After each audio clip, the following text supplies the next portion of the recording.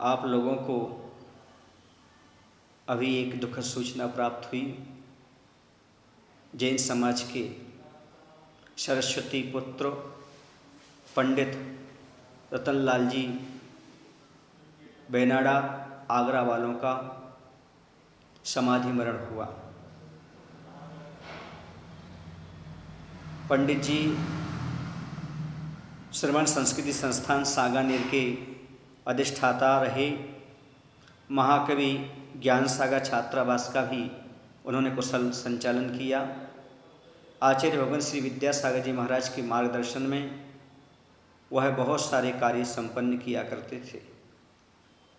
आचार्य जी के पास आकर के वह अपनी शंकाओं का समाधान किया करते थे और आचार्य जी का उनके ऊपर बड़ा हस्त था।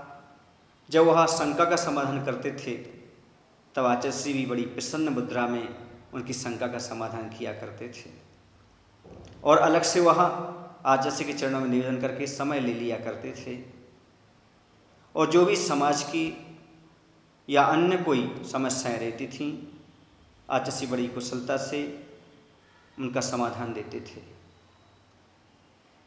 पंडित रतनचंद जी बेनाडा जी का व्यक्तित्व और कृतित्व समाज के लिए अनूठा रहा है।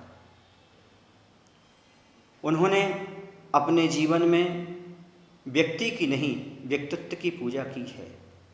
वह भेष को नमस्कार नहीं करते थे, वो हमेशा गुणों को महत्व दिया करते थे।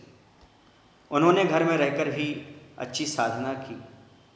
आचार्य भगवान के चरणों में उन्होंने 2 प्रतिमा के व्रत भी स्वीकार किए। बहुत कम विद्वान होते हैं जो ज्ञान के साथ साथ अपने जीवन में चारित्र को भी स्वीकार कर पाते हैं। वो व्रती सावक बने।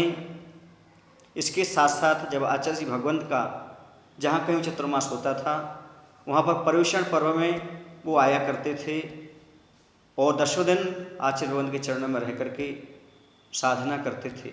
साथ ही वहाँ पर जो श्रावक समुदाय रहते थे उनको एक दोपहर में कक्षा इष्टोपदेश आदि की पढ़ाया करते थे। अर्थात वो पंडित जी बहुत ही आगम के अनुसार चलने वाले थे। वह नगर में जाकर के जहाँ पर साधु संत रहते थे जैसे मुनि प्रमाण सागर जी, समता सागर जी, सुधा सागर जी आदि, मेरे पास भी वो अच्छे शिविरों का आयोजन करते थे जिसमें पूरी समाज को जैन दर्शन क्या है इस शिक्षा प्राप्त होती थी। नगर नगर में शिविरों का आयोजन करके उन्होंने बहुत से लोगों की शंका का समाधान किया। जिनवाणी आदि चैनल, पारस चैनल आदि के माध्यम से भी उन्होंने घर बैठे लोगों को पाठशाला पढ़ाई, जैन दर्शन का ज्ञान कराया। वास्तविकता तो ये है कि आज जिस भी जैनी से पूछो तो वो यही कहेगा कि यह जैन धर्म के समाज के लिए बहुत बड़ी क्षति हुई है। अंत समय उनकी भावना थी कि मैं समाधि आचार्य भगवंत के चरणों में जाकर के लूँ, लेकिन वह उनकी भावना पूर्ण नहीं हुई।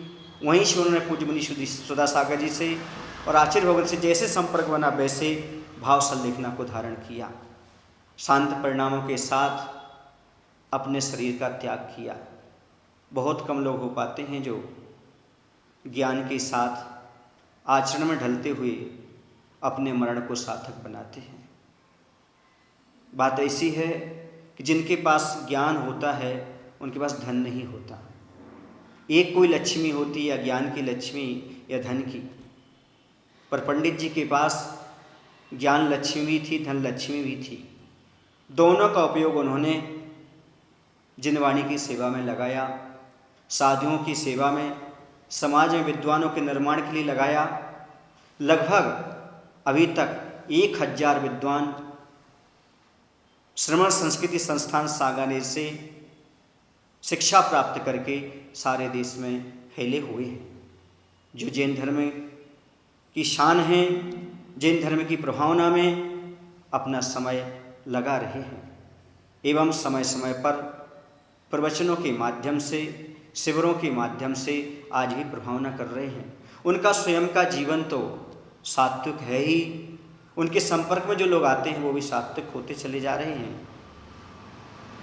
वास्तविकता तो ये है कि आज सारे समाज को लग रहा है कि हमने कोई एक बहुत बड़ा व्यक्तित्व खो दिया, लेकिन उनके व्यक्तित्व को यदि जीवित रखना चाहते हो तो आप भी उन जैसे विद्वान बनने का प्रयास करिएगा एवं साथ ही साथ बहुत सारे विद्वानों को तैयार करिएगा और आचार्य भगवान के चरणों में रह करके अपने जीवन को धन्य बनाइएगा।